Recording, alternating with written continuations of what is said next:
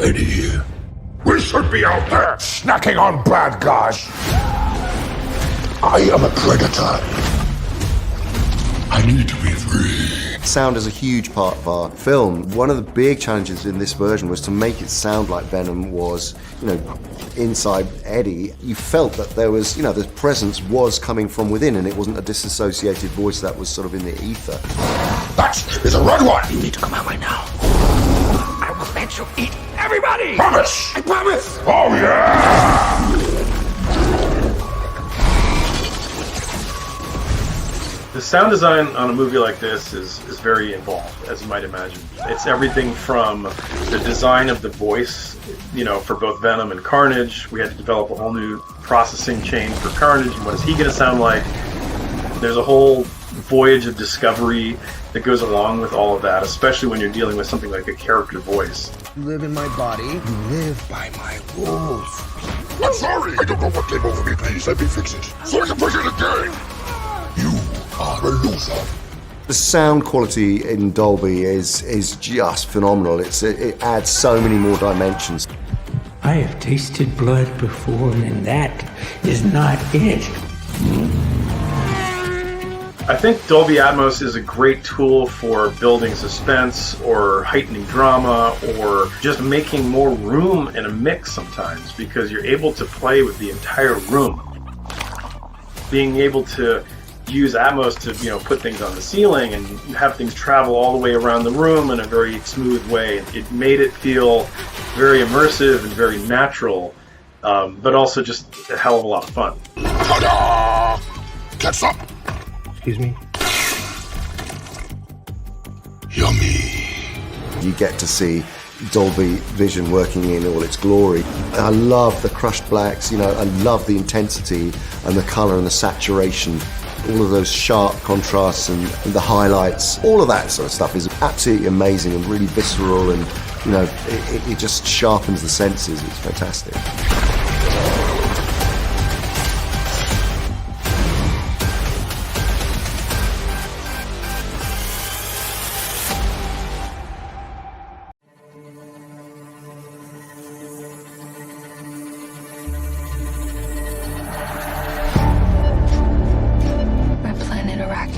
Beautiful when the sun is low. Rolling over the sands, you can see spice in the air. If I had to tell you what this film is, it's a drama. It's a drama. It's a story of a family. It's a story of a world. It's a story of all these different things. We are House Atreides. There is no call we do not answer. There is no faith that we betray. Denis has managed to pull off this love story, the story about family, the story about honor, and we understand everything that's going on, and we feel everything, and we miss nothing. The outsiders ravage our lands in front of our eyes.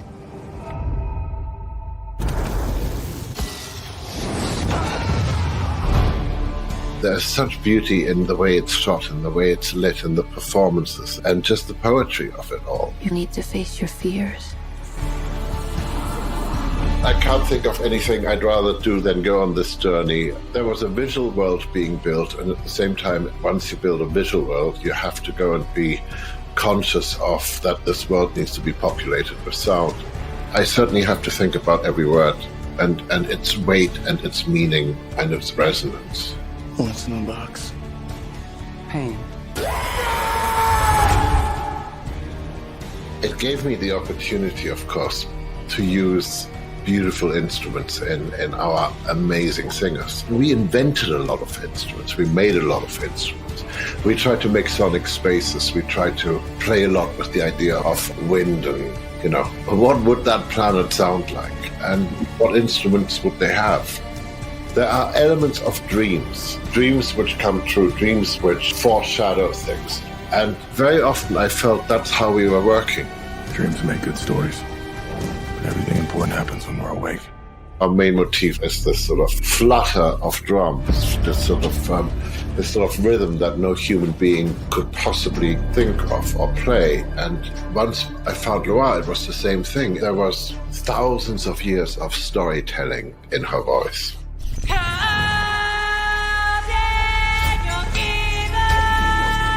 Just as we were creating the sounds for the world, we had to go and create the sonic architecture of the world. We really got into this on this movie.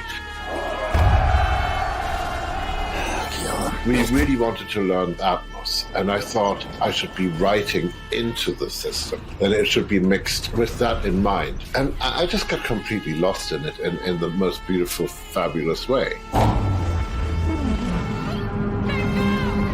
God in heaven. I really feel the sound is wrapping itself around us in a way that I haven't actually experienced before. To be in something is an experience, as opposed to being outside of something, which is far less of an experience because you're just an observer. It's much more important for us to make you feel that you're inside this story, inside this world. Let's fight like demons. We created a reality that let us go and translate what we imagine and use these tools to go and not let the hand of the artist be so visible, but really be quite invisible with it and just be immersive and just be experiential with it. And bring the story that I want to tell closer to you to experience.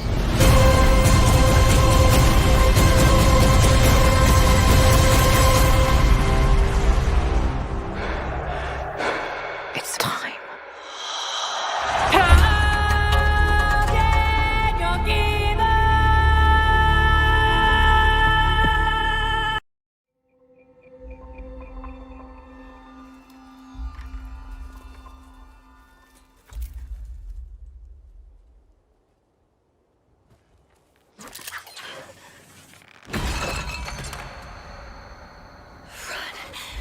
If there were ever any film to experience in a theater, this might be it. I'm Eric Adol. I'm the supervising sound editor and sound designer of A Quiet Place Part 2.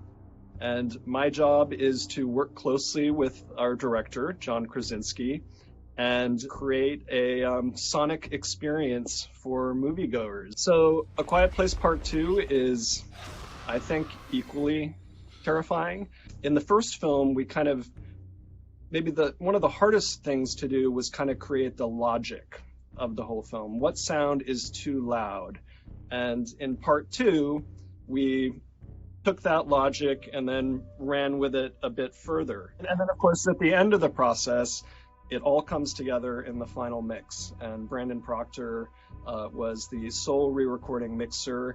That basically means I take all the sounds, it could be dialogue, music, and effects, put them together and mix them together in a way that helps tell the story of the film and doesn't distract the viewer from the film. Eric and I would jump back and forth on dialogue and music and effects Pro Tools machines. It just felt very organic how we're just, working on the project. So in both movies, the only times we go into complete digital silence is when Regan, again played by Millicent Simmons, when she has her cochlear implant turned off. And with that, personal challenge, she actually finds a way through the films to turn that into her power. It's almost like her superpower. Or being in the Creatures envelope, where everything is heightened to a degree of that everything is basically too loud, and that's kind of the opposite extreme. It's like the quiet Atmos moments that I really get excited by, where it's just like a little bit of sound that might be above you that you're like, it almost makes you look kind of vibe. We can actually place creatures in the ceiling and around you and behind you and have their sounds sort of reverberate. It's going to scare everybody, I think, in a consistent manner. It's like everybody had to be quiet together to enjoy the film. You get that full dynamic experience from holding your breath silence to when things get big. So, yeah, brace yourself for a few jump moments.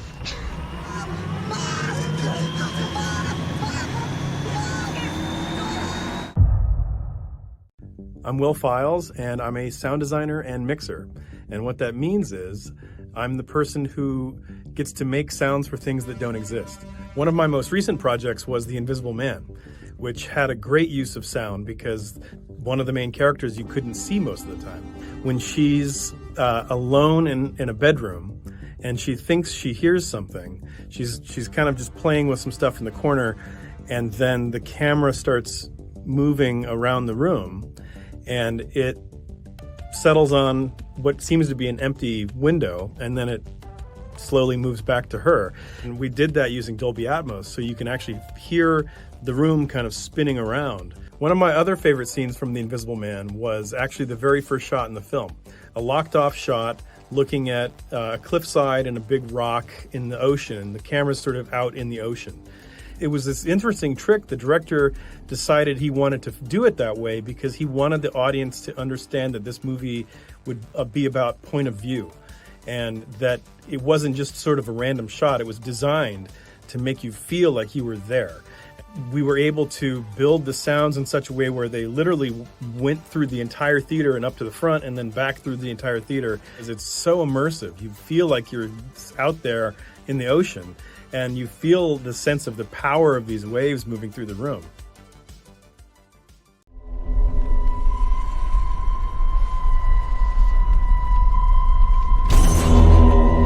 There's so many different little moments that were fun to play with. There's a language to it, in essence, and to me the fun challenge is being like, well, this is the language of a slasher film or a horror film or whatever, but let's try to make it fresh and our own thing. There's so many horror moments where the characters are listening, you know, like where they're trying to orient themselves and see if there's something there, you know, ahead of a scare. And there's just the placement of sounds and the use of quiet and the absence of sound and the suggestion of sound, you know, like the sound's just out of reach. I think Atmos has been, at least for me, like really successful in moving that ability forward. Evil dies tonight. All that misdirect that you do in horror movies was just much more enhanced, I think. We went crazy, basically. Did everything we could possibly, I mean, it was nuts. From the beginning, like the fire sequence was very fun. One of the assistants here hangs out with a lot of firemen. So he brought in one of those actual pass alarms, which are incredibly loud. So we recorded that and that made it in. When you start to engage with this movie, you sort of realize that Michael's really like a creature. Michael doesn't make any sound. I mean, he breathes, but he doesn't have any lines, he doesn't talk, you don't hear him except for basically his breathing and his feet and whatever he's doing with a knife. Which is sort of a beautiful, like, purity of minimalism. There was always some track for Michael's feet, and then we probably had, like, at the end of the day, maybe 4 or 5 layers. Now you know he's there, but you're just like, where is he? And the Dolby Atmos gave us tons of opportunities to do, you know, really amazing stuff in that sequence. And it's like, no, he's not a human being. He is pure evil. He is an elemental force. He is a shark swimming through the water, and don't get in front of him. Evil dies tonight. Yeah, evil dies tonight.